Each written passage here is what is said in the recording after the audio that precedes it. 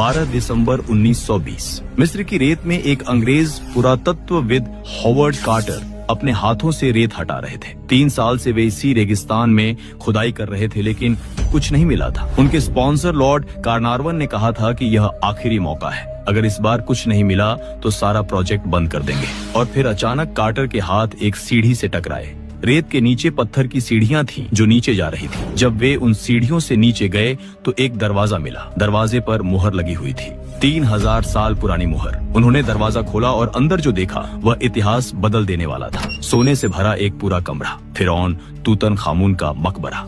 ये सिर्फ एक कब्र नहीं थी दोस्तों, ये एक ऐसी दुनिया थी जो हजारों साल से छुपी हुई थी। आज मैं आपको ले चलूंगा ऐसे 10 शहरों की यात्रा पर जो समय के साथ खो गए। कुछ युद्ध में नष्ट हुए, कुछ प्रकृति की मार से मिट गए और कुछ आज भी इंतजार कर रहे हैं कि कोई उन्हें खोज ले। तो चलिए शुरू करते हैं यह अविश्वसनीय यात्रा। नंबर 1, पेट्रा, चट्टान में तराशा गया गुलाबी शहर। 22 अगस्त 1812 स्विस खोजकर्ता जोहान लुडविग बर्गहार्ट अरब के कपड़े पहनकर जॉर्डन के रेगिस्तान में घूम रहे थे। वे एक मुस्लिम व्यापारी बनकर यात्रा कर रहे थे, क्योंकि उस इलाके में यूरोपियन लोगों को जाने की इजाजत नहीं थी। स्थानीय बेडुइन लोगों ने उन्हें बताया था कि पहाड़ों के बीच एक गुप्त रास्ता है। जब बर्गहार्ट उस संकरे रास्ते से गुजरे तो उनकी सांसें रुक गईं। दोनों तरफ 80 मीटर ऊंची लाल चट्टानें थीं। रास्ता इतना संकरा था कि सिर्फ 2 लोग साथ चल सकते थे। और फिर अचानक रास्ता खुला और सामने एक विशाल इमारत दिखाई दी जो पूरी तरह से चट्टान में तराशी गई थी। ये था पेट्रा,